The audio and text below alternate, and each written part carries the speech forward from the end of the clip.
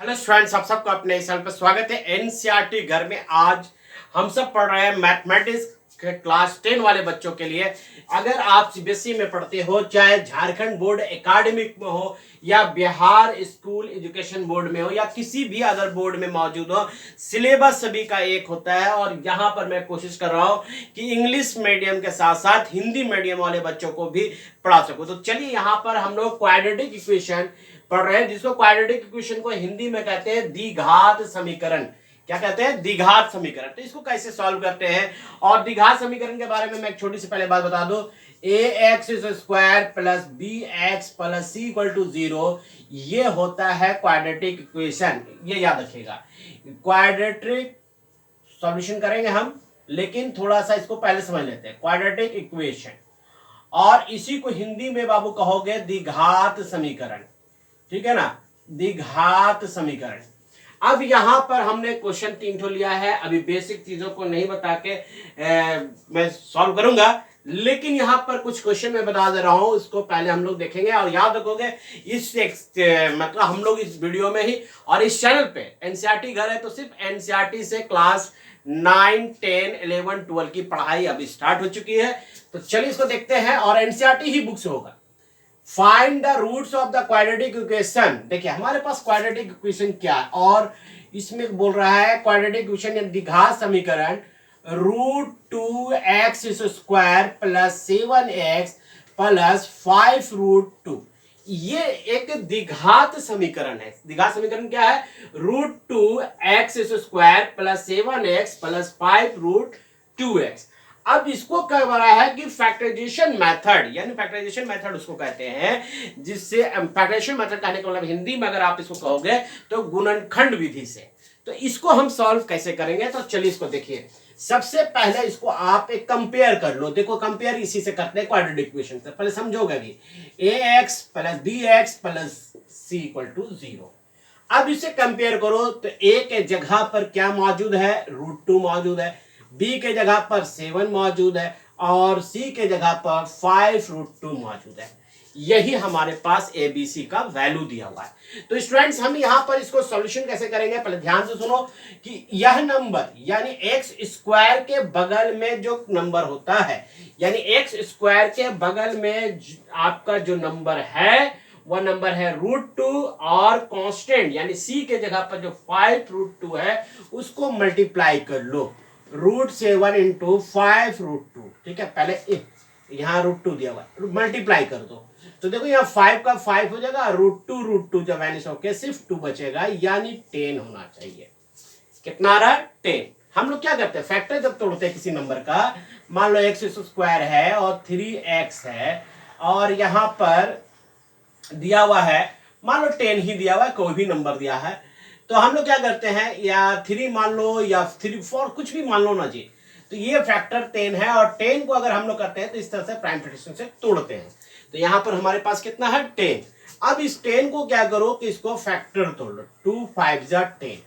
अब ये फैक्टर टूट गया, तो अब इस नंबर को क्या करते हैं, यह जो नंबर जो आया है उसी नंबर को या तो ऐड कर लो या माइनस करो। तो देखो ऐड करते हैं तो 7 आ रहा है, जो कि यहां पर मौजूद है, लेकिन माइनस करते हैं तो या तो -3 आएगा या +3 आएगा, है ना।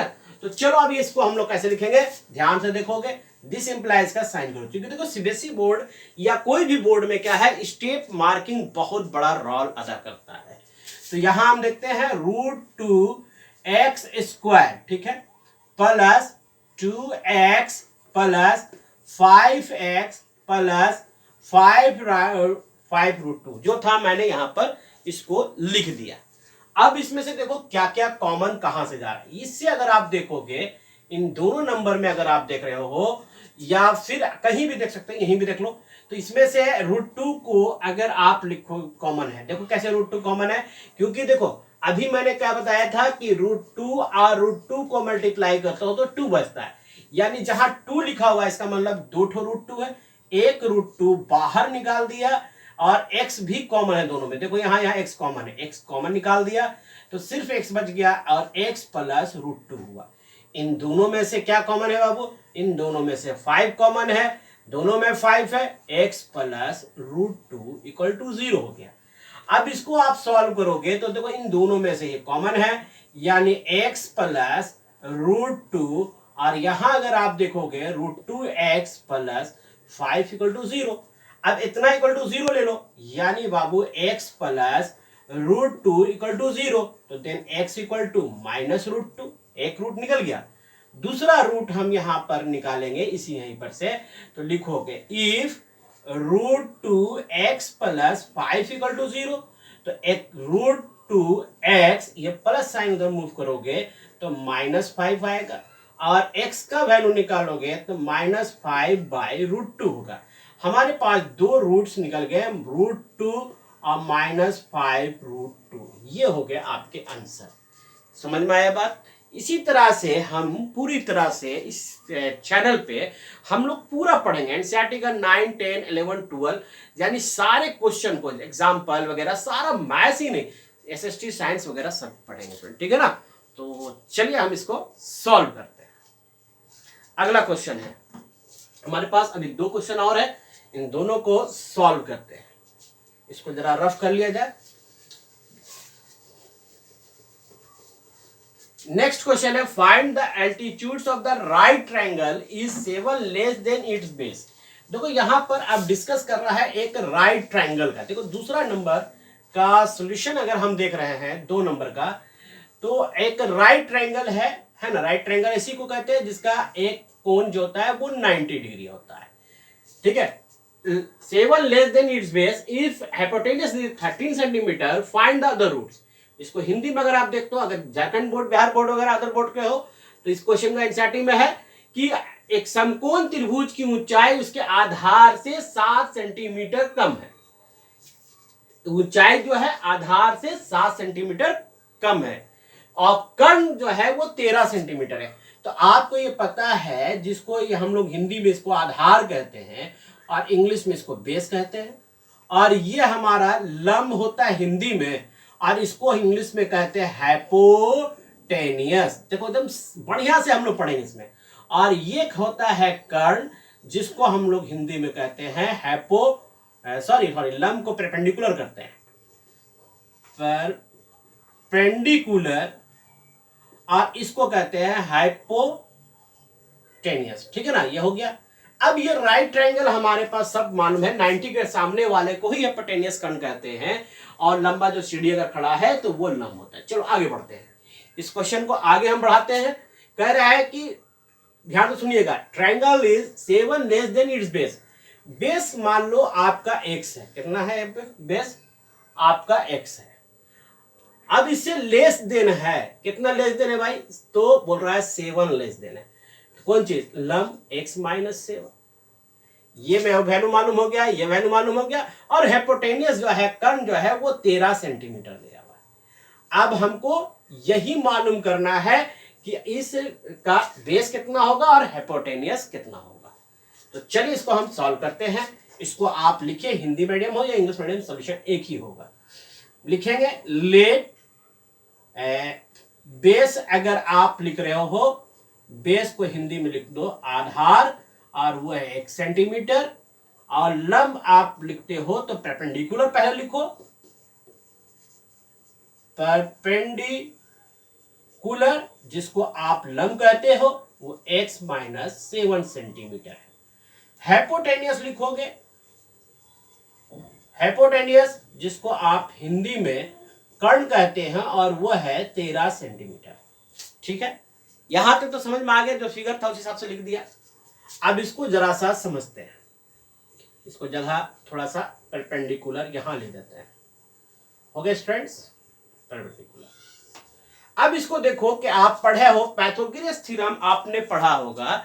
पाइथागोरस थ्योरम क्या कहता है कि अगर राइट ट्रायंगल हो, यानी 90 के सीमे वाला हाइपोटेनियस अगर है, तो हाइपोटेनियस का square equal to sum of square of sum of other roots, यानी दोनों जो दिया हुआ है उसका स्क्वायर होगा। जैसे हम समझा देते हैं यहाँ पर कि अगर हाइपोटेनियस को अगर हमने h लिखा तो h square equal to perpendicular plus base का स्क्वायर, ये हम लोग जानते हैं अकॉर्डिंग टू पाइथागोरस थ्योरम।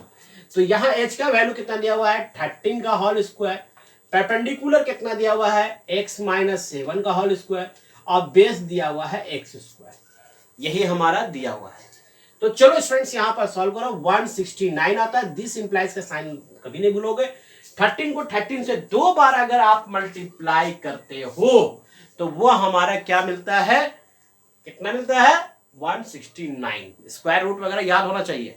तो चलो अब उसके बाद यहां पर a माइनस बी फॉर्मूला यहां लिख देता हूं मैं भी। a माइनस बी का whole square equal to A square plus B square minus 2ab। ये फॉर्मूला बेस पर इसको हम लिखेंगे, ठीक है। अब ये एक जगह पे x है तो x स्क्वायर, 7 का स्क्वायर किया तो 49, और ये हो गया 14x प्लस x स्क्वायर। यहां तो कोई दिक्कत तो नहीं होना चाहिए। चलिए अब आगे हम बढ़ते हैं। ये हो गया 169 इक्वल टू x और x को जोड़ दिया स्क्वायर, तो ये हो गया 2x square minus 14x plus 49। अब इस नंबर को हम इधर ले जाते हैं। ये हो गया आपका 2x square minus 14x plus 49 minus 169 equal to 0। यहां तक आपने देख लिया। अब इसको सोल्यूशन करोगे तो ये हो गया 2x स्क्वायर माइनस 14x, और इसको माइनस करोगे तो प्लस माइनस माइनस, 9 में से 9 गया 0, और ये हो गया 120। देखो एकदम माइनस करके देख लो आराम से।